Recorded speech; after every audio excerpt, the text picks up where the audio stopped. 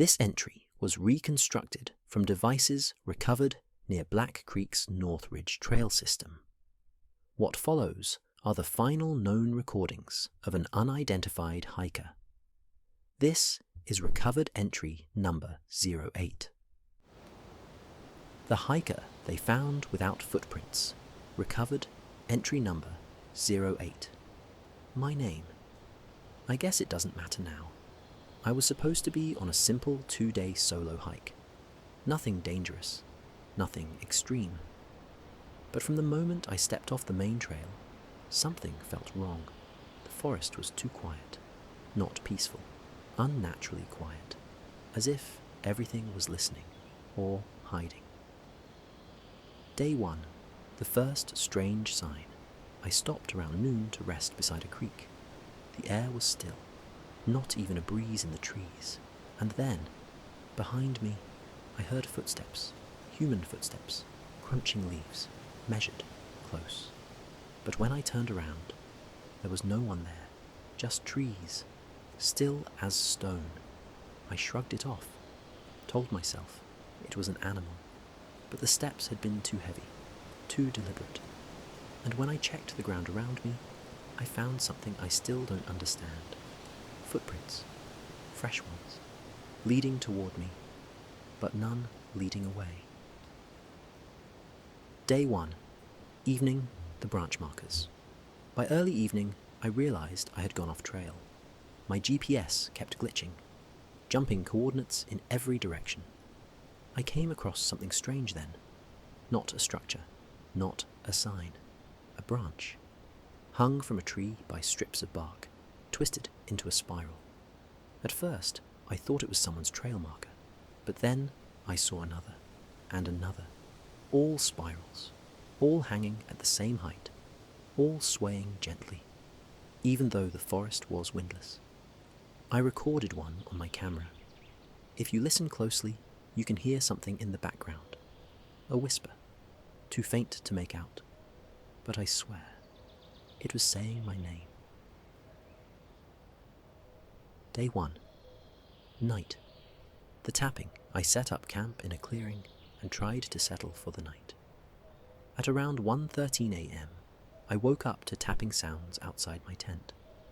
Not on the tent, on the ground, like someone drumming their fingers in the dirt. Slow, deliberate. I held my breath. The tapping stopped, followed by silence.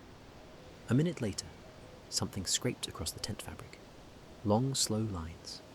But when I unzipped the flap and shined my light outside, there were no prints, no drag marks, no sign anyone or anything had been there.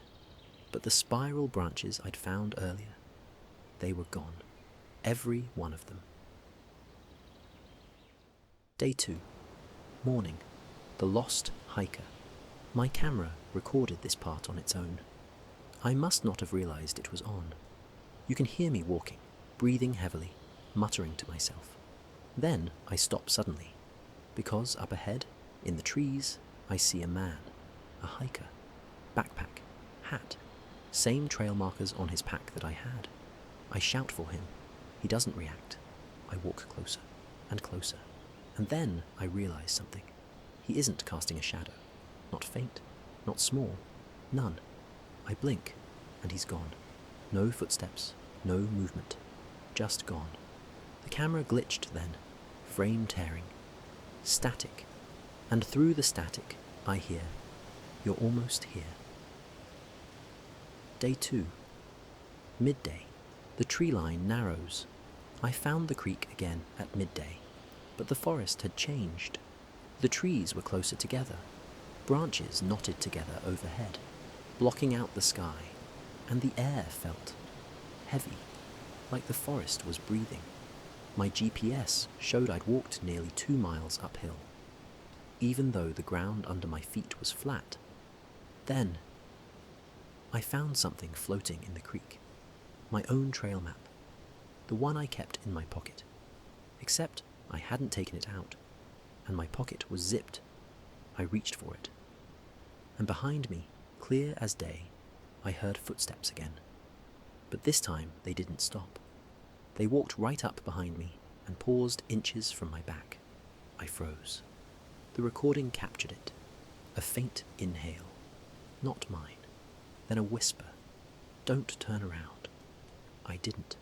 When I finally gathered the courage to look behind me, there were no footprints, only mine. Day 2, sunset, the final marker. As the sun began to set, I found a tree with something carved into it. Not initials, not dates, a spiral. 5 branching arms, freshly cut, clean, precise, almost careful. And beneath it, a word, welcome. That's when I realized I hadn't been lost. I'd been led. End of entry, number 08. At 7:42 p.m., the hiker's action cam recorded one final fragment. Leaves rustling, footsteps circling him, something approaching from the tree line. Then his terrified voice saying, "Whose footsteps are those?" And a distorted reply, "Yours." The recording cuts out. His body was never found. His gear was discovered neatly arranged beside a creek, folded, clean, untouched, as if something had set it down. What was missing? Everything with his name. If you see footprints that don't lead away, you're not alone in the woods.